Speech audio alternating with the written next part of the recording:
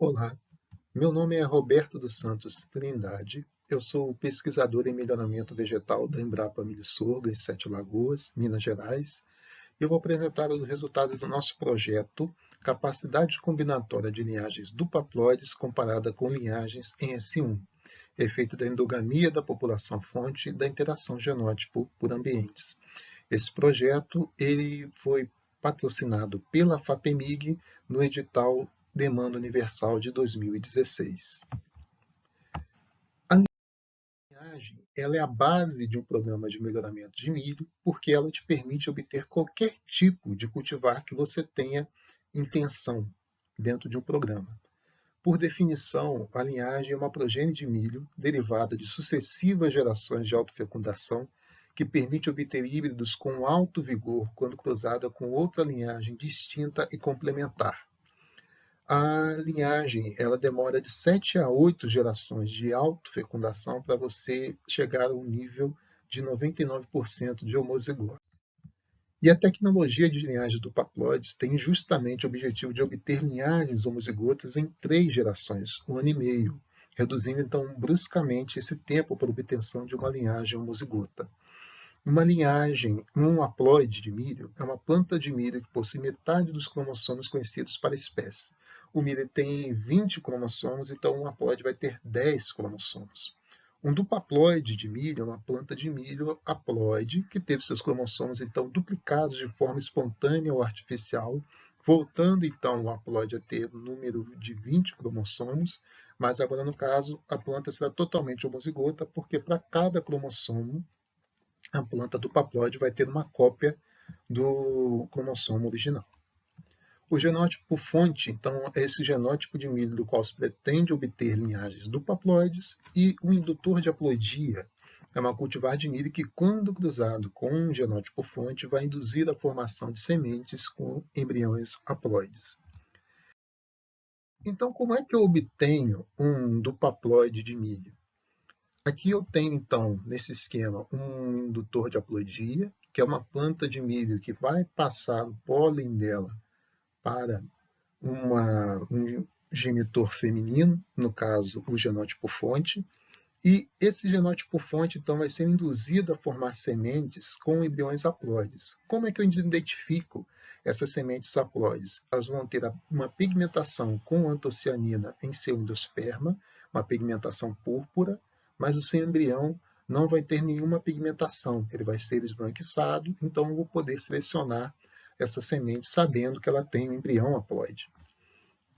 Então, vou selecionar aqui essas sementes, essas plantas haploides, e elas vão passar por um processo de duplicação cromossômica, sendo o principal agente duplicador a colchicina, que inibe o processo de divisão celular, levando então à duplicação dos cromossomos, mas sem a separação da célula.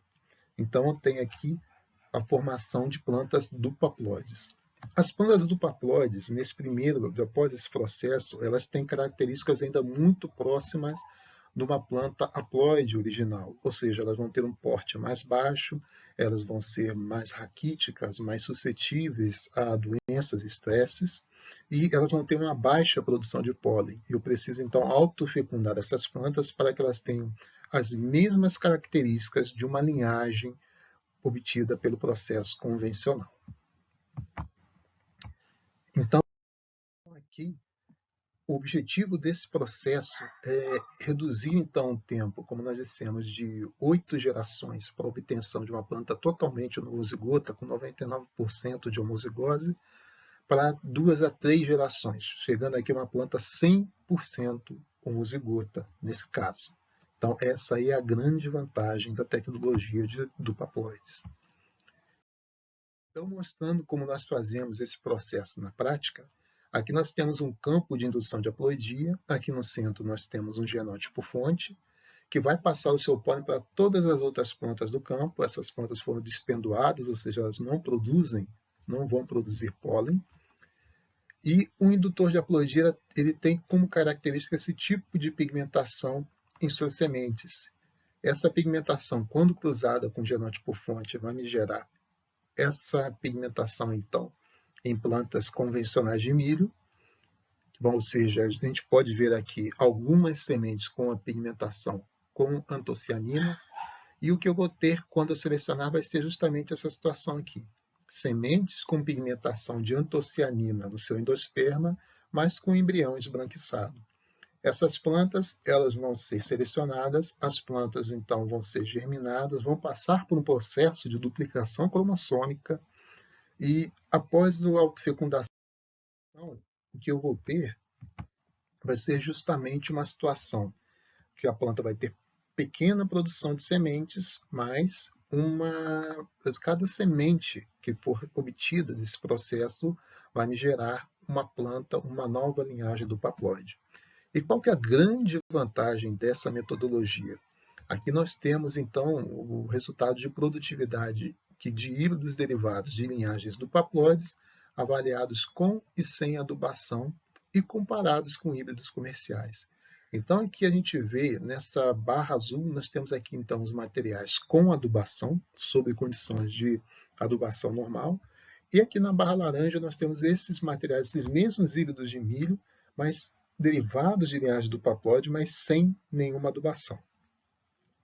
E nós vemos aqui, quando nós comparamos com esse grupo aqui de híbridos comerciais, que todos os híbridos derivados de linhagem do paploide tiveram um desempenho agronômico superior quando comparado com os híbridos comerciais. E quando em baixa adubação, esse desempenho se repetiu, ou seja, eles tiveram também um desempenho agronômico, uma produtividade maior do que os híbridos comerciais. Isso é feito da heterose que esses materiais têm, comprovando não só a vantagem que as linhagens do paploides trazem em relação à redução do tempo para obtenção de novas cultivares, mas também a vantagem que eles trazem, que os linhagens do paploides trazem em termos agronômicos da obtenção de novos híbridos.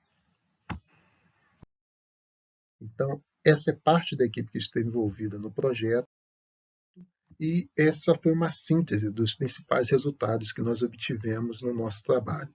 Nós agradecemos ao apoio da FAPEMIG por meio do processo APQ 377-16 e ficamos à disposição para qualquer dúvida ou questionamento. Muito obrigado pelo apoio da FAPEMIG e da Embrapa como instituição executora. Muito obrigado.